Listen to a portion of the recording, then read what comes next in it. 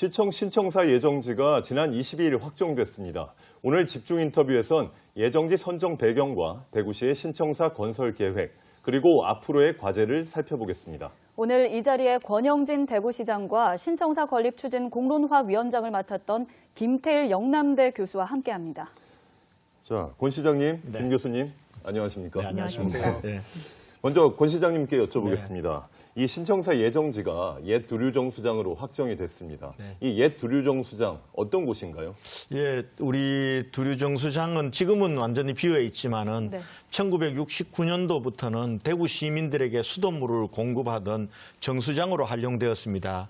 그러다가 2009년도에 문산 정수장이 생기면서 다 이전해가고 그동안 오랫동안 10년 이상 빈 공간으로 방치되었다가 지금 현재는 한 절반 정도는 우리 달서 구민들을 위한 공원으로 활용되고 있는데요. 지금 대구시가 사실상 100% 소유하고 있는 4만 8천 평의 아주 넓은 공간입니다. 그리고 뒤쪽은 두류공원이 있고 앞쪽은 달구벌대로와 연결되고 또 감산역이 지하철역이 가까운 이러한 어찌 보면은 대구의 교통과 환경의 요충지다 생각합니다. 그동안 비어 있었던 것을 이번에 우리 시민들께서 그곳에 신청사 건립 후보지로 선정을 해 주셨습니다. 네. 자, 교수님, 이번 결정은 시민참여단이 또 2박 3일 동안 합숙하면서 결론을 얻었습니다.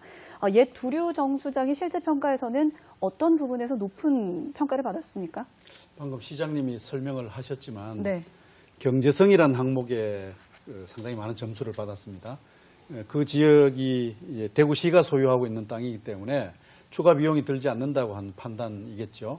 그다음에는 이제 토지의 그 모양이라든지 주변의 경관이라든지 뭐 이런 점들이 다른 지역보다 유리한 조건을 가지고 있다. 이렇게 해서 시민들이 많은 평점을 주었던 것 같습니다. 그 외에도 뭐 접근성이라든지 또 균형 발전성 이런 문제에 있어서 비교적 고른 어떤 점수를 달서구가 받아서 최종점 이제 압도적인 그 우위를 차지했던 것 같습니다. 네, 김 교수님. 이 신청사 예정지 결정에 이 수기 민주주의 제도가 이제 도입이 됐는데 기존의 이 주민 투표 방식과는 어떤 차이가 있습니까? 기존의 주민 투표 방식이나 또 여론조사 방식이 시민 참여형 민주주의이기는 합니다. 그런데 공론 민주주의 방식은 그보다 진화된 것이다 이렇게 말하고 있습니다. 어떤 의미냐 하면은 여론조사나 주민투표는 어느 한 시점에 시민들이 가지고 있는 생각, 판단, 선호 이런 것을 표현하는 것이거든요.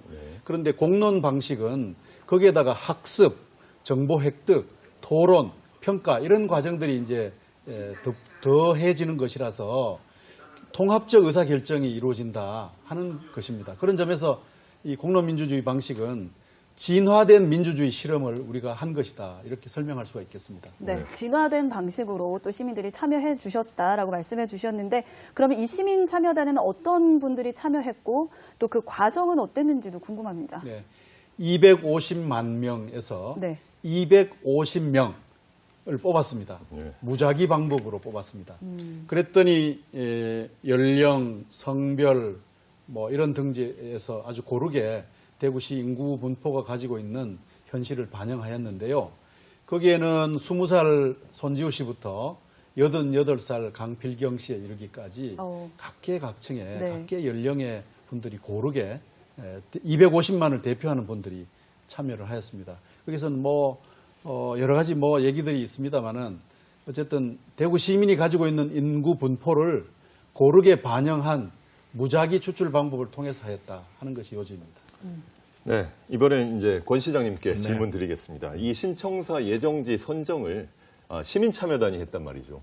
이 과정에서 이 신청사 예정지 선정이 상당히 중대하고 또 어떻게 보면 민감한 사안일 수 있는데 이 뜨거운 감자를 시민들한테 넘긴 거 아니냐. 대구시는 뒤로 살짝 빠지고 그렇다는 지적도 있는데요.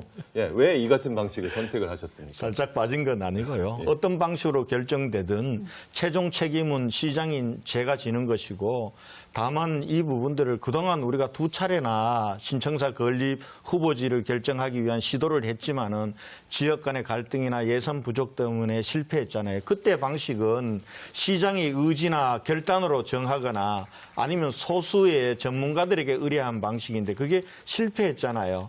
이제는 이 대구시청사는 대구시에 100년 대계가 걸린 문제인데 시민에게 맡겨서 시민이 스스로 결정하도록 하는 것이 옳다고 봤고요. 그리고 저는 그 과정에서 그동안 시민 원탁회의나 주민참여 예산제를 하면서 우리 시민들의 놀라운 토론 문화 그리고 민주 역량에 대한 저는 무한한 믿음이 있었기 때문에 시민들에게 맡기면은 시민들이 어떤 전문가나 정치가들보다도 정확하게 이 합리적으로 결정해 주실 거다 믿었고 이번에는 그 믿음에 시민들께서 저는 100% 부응을 했다. 저는 그렇게 생각해서 정말 우리 대구 시민들이 자랑스럽고 위대하다 이렇게 생각합니다. 네. 제가 좀 덧붙이면요. 네네. 그 시장께서 책임을 면하기 위해서 이렇게 정한 것이 아니고 이렇게 정해서 이런 방법으로 문제를 풀어보자 하는 것은 저는 신의 한 수였다 이렇게 생각합니다. 정치인이나 행정가들이 풀 수 없는 것을 시민의 손으로 풀었습니다. 그 무슨 의미냐 하면 여기에 참여한 시민들은요. 자기 주장과 의견이 있었지만 상대편 주장을 듣고 또 자기 주장을 한 번 더 돌아보고 그리고 또 공부하고 다시 생각해보는 이런 민주 시민성 또 시민으로서의 어떤 정치적 교양을 아낌없이 보여주었습니다. 그래서 이런 방법 아니었으면 저는 이번에도 풀 수 없었다. 저는 감히 그렇게 네. 말을 합니다. 그래서 이런 시민 공론 방식을 통해서 15년 묵은 문제를 풀자고 했던 것은 책임 모면이 아니라 신의 한 수였다. 저는 그렇게 평가를 하고 싶습니다. 네, 네. 대구시의 이제 주인이 시민이기 때문에 시민의 손으로 직접 결정을 하게 했다 이런 말씀이십니다. 그렇습니다. 시민이 주인임을 확인해 주었습니다. 어떤 한 분은요. 부산에서 자라서 여기에 수십 년 살았는데 네. 내가 부산 사람인지 대구 사람인지 사실은 몰랐다는 거예요. 근데 이번 과정에 참여하면서 그렇군요. 나는 이제 대구 사람이다. 네. 이렇게 마음을 정했다는 겁니다. 네, 성숙한 시민들에 의해서 또 결정된 사업이었는데, 근데 그 선정 과정에서 또 일부 구군의 과열 유치 행위가 논란이 되고 있습니다. 벌점제도 도입했다고 하는데요. 이게 실제 최종 결정에 영향을 미쳤나요? 그렇지 않습니다. 사실은 꼬리가 몸통을 흔들면 어떻게 하느냐는 걱정도 있었습니다만은 평가 결과를 보니까 감점이 등수에 영향을 1등에 영향을 주지 않았습니다. 네. 근데 왜 감점했느냐? 불가피했어요. 합리적 공론을 위해서는 이게 집단적 편향성이 생기면 안 되거든요. 그걸 막았고 또 하나는 가장 자원동원 능력이 열악한 지역이 손해보지 않도록 하는 제도가 감점제도였습니다. 선거비용 상한선을 두는 거나 마찬가지죠. 그래서 아주 이거는 공정하고 정의로운 제도였다. 감점제도는 그런 자신감에서 이것을 도입을 하였습니다. 네, 권 시장님. 네. 이 앞선 답변에 이어서요. 그 선정 과정에서 기초단체들 간의 갈등이 좀 상당했지 않습니까? 물론 결론에 이제 승복하기로 하긴 했지만 아무래도 이 갈등의 불씨가 쉽게 사그라들지는 좀 않을 걸로 보여지는데 이 갈등 봉합 어떻게 하실 계획입니까? 저는 그렇게 갈등이 아주 도를 넘었다고는 보지 않습니다. 100년 대계를 결정하고 이걸 하는데 구군 간에 이 정도 유치 경쟁이 없어서야 되겠습니까? 이번에 저는 기회는 모든 구군에 평등했고 과정은 정말 자유롭고 공정했습니다. 그리고 우리 대구 시민들이 놀랍게도 아름다운 승복까지 보여주셨습니다. 이제 다만 이 유치에 또 실패했다거나 자기 뜻대로 되지 않은 군은 상실감도 있고 걱정도 있을 겁니다. 그런 문제는 지금 중구라든지 북구라든지 달성군 같은 경우는 거기에 맞는 앞으로 정말 도시공간 활용에 있어서 대구시가 구군과 머리를 맞대고 전문가 의견을 해서 시청보다 훨씬 더 좋은 그런 발전 계획을 이제는 만들면은 아마 전화 위복이 될 거라고 봅니다. 이미 북구 같은 경우는 자기 계획을 만들어서 대구시에 제안을 했습니다. 좋은 제안이었습니다. 곧 아마 중구도 제안을 할 거라고 봅니다. 그렇기 때문에 정말 아름답게 승복하고 이것을 전화 위복의 계기로 삼는 그것 또한 저는 놀라운 시민 정신이다 이렇게 보고 있습니다. 네, 맞습니다. 어떻게 보면 이 대구시 신청사 건설이 이제 첫 발을 뗐다 이렇게 볼 수가 있을 텐데요. 네. 이제 앞으로 본격적인 그 계획, 건설 계획이 있다면 어떤 게 있을까요? 네, 이제 내년에는 기본 계획을 수립을 할 겁니다. 그리고 중앙정부와 우리 시와 구가 달서구가 해야 될